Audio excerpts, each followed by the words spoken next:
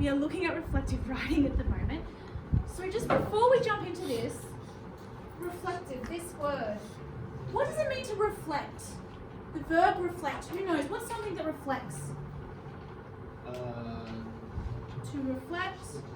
To ask. So if I stand in front of the mirror, what do I see? It's myself. I see myself. That's called a reflection.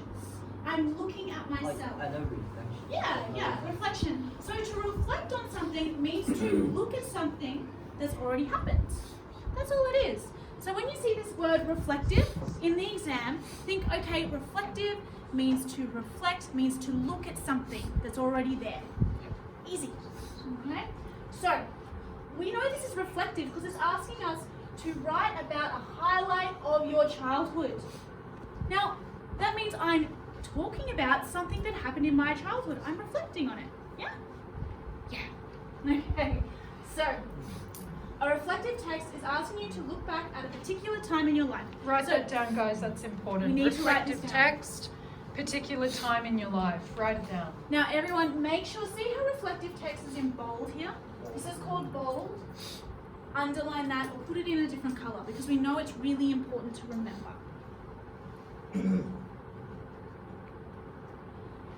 Now, everyone, just remember into the conversation we just had, when you're writing your reflective text, does it need to be 100% true? Nope. No, because the person who is marking your exam, do they know who you are? Actually. No, they won't. You will just be a number, okay? So maybe, like me, my childhood was very boring. So boring. Nothing interesting happened.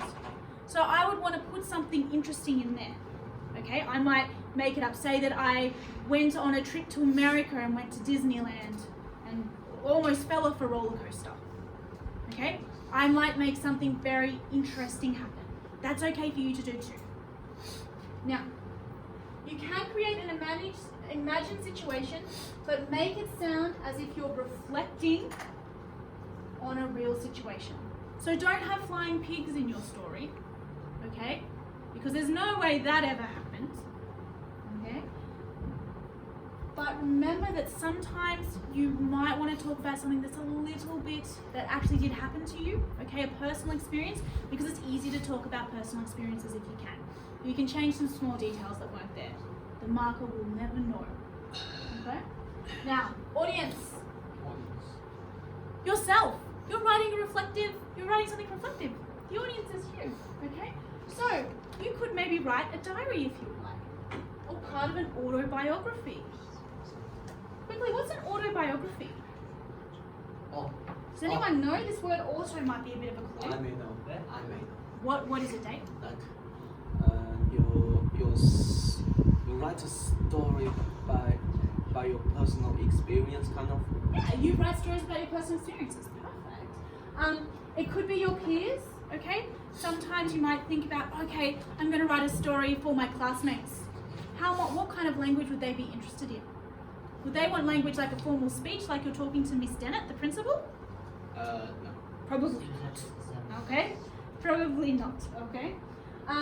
You might want to also write a letter, okay, to people who are interested in your life. You can do different styles, different structures like we talked about before. That's one. Purpose. What does this word purpose mean? What is your... We'll just start with Tristan, just because he started, and Dave, you can finish off with what? Yes. What does purpose mean? So purpose, like you do something about, like you try to achieve something. Very good. Okay, what are you trying to achieve? What is your goal? Okay, so here, Justin, this is your goal. When you're in the minimum standards test, you have to describe a significant time during your childhood. That's what you're doing. So you need to make sure when you're writing your third paragraph, oh, am I still talking about my childhood? You've just got to check that you're doing that, okay? So remember, because we are still writing this creative text, we might want to include some language techniques like our metaphors, our personification, things we were talking about with what makes a good writer over there in the blue text. Okay? Vocabulary related to hope. Now guys, in these tests, they're trying to sort of look for your use of nice vocabulary, interesting vocabulary. So when we look at this picture and we're thinking, okay, highlight of your childhood, we might think of some vocabulary that could be related to that. Related to maybe this idea of hope for the future as a child. So we could use words like favorite, best, outstanding, significant, important, life-changing, enduring, exceptional, and this great word here, triumph.